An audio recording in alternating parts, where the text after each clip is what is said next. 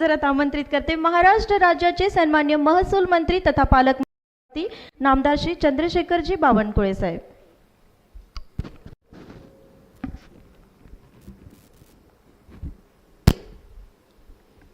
भारत माता की। मोर्शीचा असा आवाज कधीच नव्हता।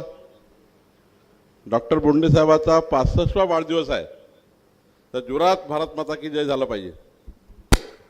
भारत माता की वंदे। छत्रपती शिवाजी महाराज की। महामानव डॉक्टर बाबासाहेब आंबेडकर की। आज आपल्या सर्वांकरता आनंदाचा आणि अभिमानाचा दिवस आहे की अनेक वर्षापासून मोर्शीमध्ये होऊ घातलेलं पशु मत्स्य विज्ञान महाविद्यालय आणि या महाविद्यालयाला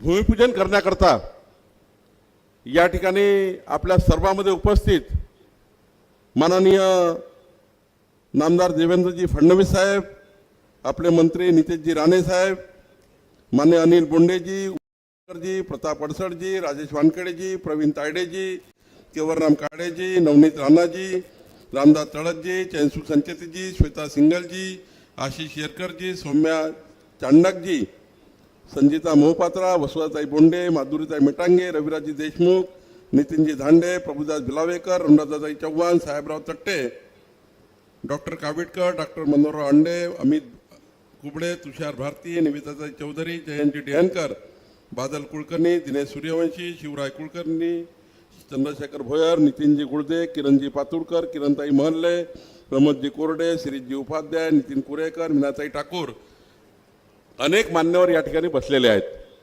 खरं तर आज आपल्याकरता आनंदाचा दिवस आहे की माननीय डॉक्टर अनिल बोंडे ज्यांनी आपलं संपूर्ण आयुष्य हे समाजाच्या शेवटच्या व्यक्तीच्या कल्याणाकरता त्यांनी आपल्या जीवनात अनेक सांस्कृतिक धार्मिक कार्यामध्ये आणि ज्या ज्या ठिकाणी हिंदुत्वाचा विचार आला त्या त्या ठिकाणी प्रखरपणे या महाराष्ट्रामध्ये अमरावतीमध्ये आपली भूमिका स्पष्ट केली। खरं तर डॉक्टर अनिल बोंडे यांनी आपल्या संपूर्ण परिवार आणि संपूर्ण परिवारातील आमच्या वहिनी असतील, आमचे परिवारातल्या आमच्या ताई असतील, या सर्वांनी आपल्या स्वतःचा परिवार समाजाकरता वाहून घेतलेला आहे। आणि मला की माननीय देवेंद्रजी जेव्हा मुख्यमंत्री होते 2014 मध्ये, तेव्हा एक कर्तव्यदक्ष कृषी मंत्री म्हणून माननीय अनिल बोंडेंनी खऱ्या अर्थाने परिवर्तनाचं काम या महाराष्ट्रामध्ये केलं। कृषी मंत्री म्हणून त्या ठिकाणी या महाराष्ट्रामध्ये नवनवीन योजनेच्या माध्यमातून कृषी उत्पादन वाढवण्यासाठी मोठं काम केलं। आज डॉक्टर अनिल बोंडे हे माननीय प्रधानमंत्री मोदी सरकारमध्ये अत्यंत लोकप्रिय खासदार म्हणून काम करत आहे।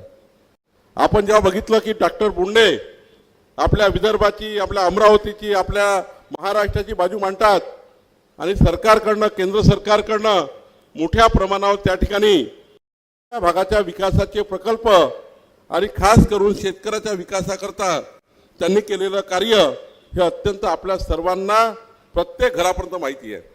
मला या गोष्टीचा अभिमान आहे की माननीय देवेंद्रजींनी आज त्यांना जेव्हा वेळ दिला तेव्हा खऱ्या अर्थाने एक विकासाचं व्हिजन असलेला नेता अनिल बोंडे यांनी 210 कोटी रुपयाचं हे या ठिकाणी विद्यालय तेव्हा मंजूर करून घेतलं। मग एकीकडे विकासाची चालना देण्याकरता आणि अनिल बोंडेंचं अभिष्ट चिंतन करण्याकरता माननीय देवेंद्रजी फडणवीस साहेब या ठिकाणी आले।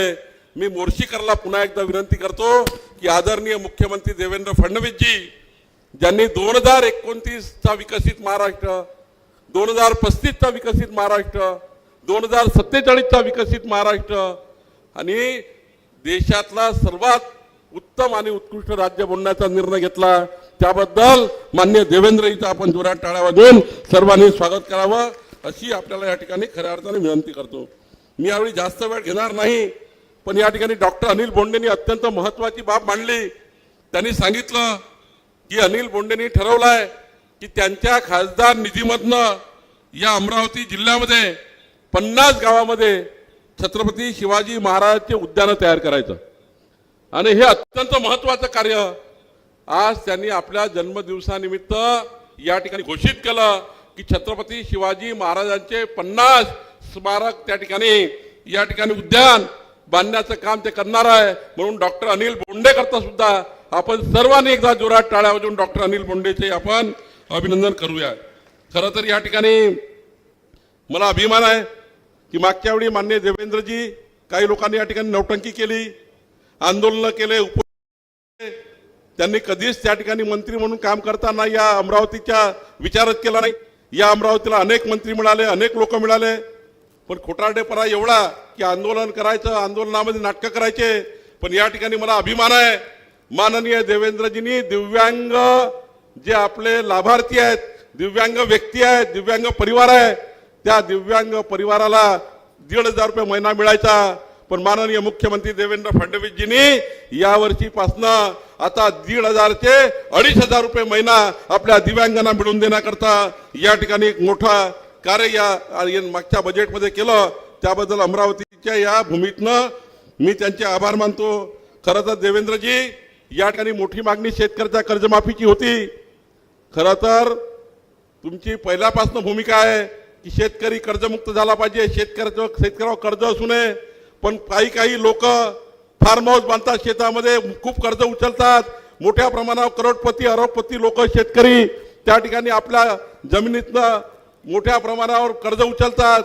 माननीय देवेंद्रजींनी एवढंच सांगितलं होतं मी नक्की कर्जमाफी करणार आहे, पण अशा शेतकऱ्याची कर्जमाफी करणार आहे ज्या शेतकऱ्याला कर्जमाफीची गरज आहे, समाजाच्या शेवटच्या गरीब माणसाच्या पाठीची सरकार उभं राहणार आहे।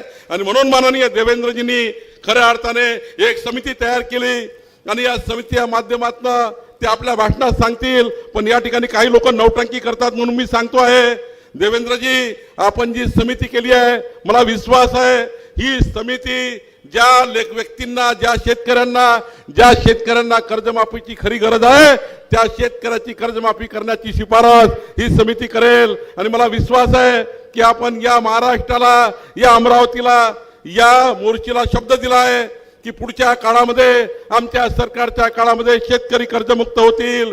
निश्चितपणे ज्या शेतकऱ्याला कर्जमाफीची गरज आहे असा शेतकरी कर्जमुक्त झाल्याशिवाय राहणार नाही असा विश्वास या ठिकाणी आपल्याकडनं निश्चितपणे मी व्यक्त करतो। मला अभिमान आहे मोर्शीकरांचा, वरुडकरांचा। तुम्ही उमेश यावलकर सारखा अत्यंत इमानदार सज्जन कार्यकर्ता एक आमदार म्हणून निवडून दिला। याच्यापूर्वीची काही तुलना मी करत नाही उमेश यावलकरची। याच्यापूर्वी कोण कोण होतं आपल्याला माहिती आहे। डॉक्टर बोंडेचा कार्यकाळ सोडला। खरं तर उमेश यावलकर, मला वाटलं नव्हतं देवेंद्रजी की उमेश यावलकर एवढ्या लवकरच्या काळामध्ये विधिमंडळामध्ये आणि मंत्रालयामध्ये आपलं वर्चस्व स्थापित करेल। पण उमेश यावलकरनी मागच्या 4 महिन्यामध्ये विधिमंडळामध्ये अनेक प्रश्न या ठिकाणी मोर्शी वरुड विधानसभेचे मांडले। मंत्रालयाच्या 7 मजल्याच्या बिल्डिंगमध्ये वर खाली जाऊन 7 मजले खाली वर चढत आपल्या मोर्शी वरुड विधानसभेमध्ये अनेक प्रकल्प मार्गी लावण्याचा प्रयत्न केला। जे 10 वर्ष जे प्रकल्प थांबले होते, उमेश यावलकर माननीय मुख्यमंत्र्याकडे जाऊन, आमच्याकडे येऊन, नितेश राणेकडे जाऊन त्या ठिकाणी हे प्रकल्प पूर्ण करण्याकरता काम करताय। आणि उमेश यावलकरची घाबरू नका, सर्वात जास्त देवेंद्रजी चिंता कुणाची करणार आहेत? जे पहिल्यांदा निवडून आलेले आमदार आहेत त्यांची चिंता करणार आहे।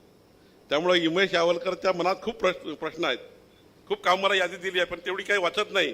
पण मी तुम्हाला पालकमंत्री म्हणून सांगतो आहे उमेश यावलकर, उमेशजी सर्वात जास्त निधी जर कुणाला मिळणार आहे तर मोर्शी वरुड मतदारसंघाला मिळणार आहे, याची काहीच काळजी तुम्ही या ठिकाणी करू नका। खरं तर या ठिकाणी आपल्याला जिल्हाधिकारी कार्यालय पूर्ण करण्याची जबाबदारी देवेंद्रजी आपण मला दिली आहे, त्याचा पैसा या ठिकाणी आला आहे। मोर्शी तालुक्यातली प्रशासकीय इमारत पूर्ण करण्याकरता आपली योजना पूर्ण झाली आहे। अमरावती परतवाडा आपण जो रस्ता करतो आहे त्याचाही आता प्रपोजल बऱ्यापैकी समोर गेला आहे।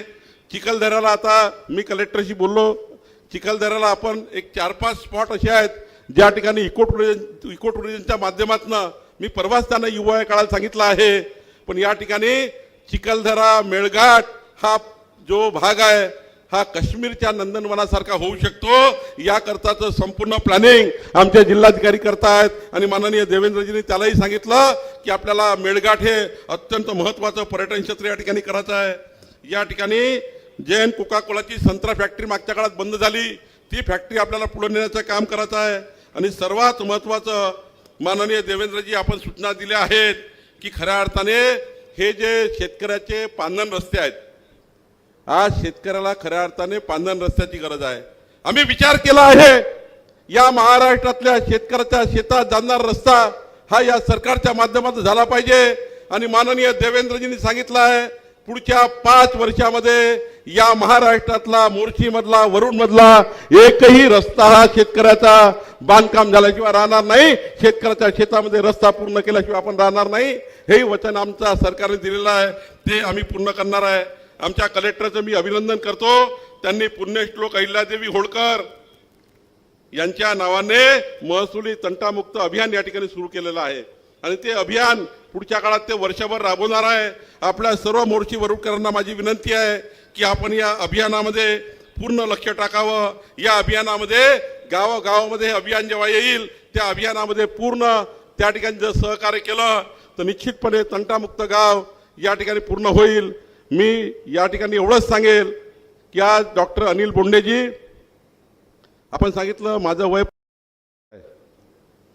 हे आम्हाला माहिती आहे, वय 65 वर्ष ते जन्मतारखेवर नाही, पण तुमच्यामध्ये 45च्याच मुलाच्या 45 सारखा युवक जो असतो, 40-45चा युवक, त्याच्यामध्ये जी क्षमता असते धावपळ करण्याची, ती क्षमता माननीय डॉक्टर बोंडे.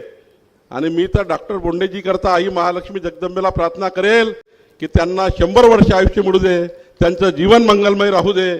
त्यांनी विचार केलेले सर्व प्रकल्प आमचे मुख्यमंत्री पूर्ण करतील, कारण माननीय मुख्यमंत्र्यांचं खूप प्रेम आपल्यावर आहे. निश्चितपणे जेव्हा जेव्हा तुम्ही जे जे मागितलं ते माननीय आमच्या मुख्यमंत्री महोदयांनी पूर्ण केलं. आणि आता तर नितेश राणेच त्या ठिकाणी त्या खात्याचे मंत्री आहे. नितेश राणे मंत्री असल्यामुळं माननीय देवेंद्रजींनी सांगितलं, मी सांगितलं, आणि माझा विश्वास आहे की आज भूमिपूजन झालं आहे. आपल्या सरकारच्या काळामध्ये हा प्रकल्प पूर्ण होईल. आणि पालकमंत्री म्हणून जी जबाबदारी माननीय मुख्यमंत्र्यांनी मला दिली आहे ती जबाबदारी निश्चितपणे पार पाडण्याचा मी प्रयत्न करील. एवढंच या ठिकाणी सांगतो आणि थांबतो. धन्यवाद.